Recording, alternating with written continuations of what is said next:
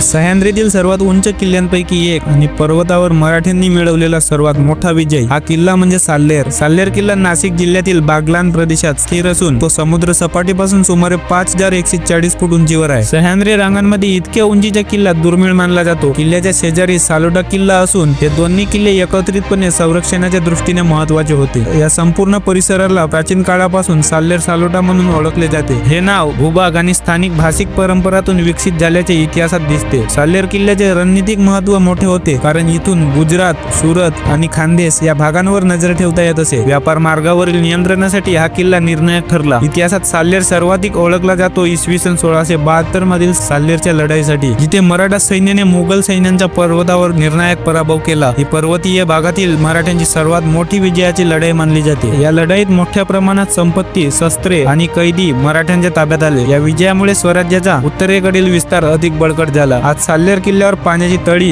बुरुज, तटबंदी, देवळे आणि प्राचीन मार्ग यांचे अवशेष पाहायला मिळतात. अशाच गडकिल्ल्यांच्या माहितीसाठी माझी महाराष्ट्रातील गडकिल्ले हे सिरीज सुरू आहे. अशाच माहितीसाठी आपल्या चॅनलला सबस्क्राईब करा.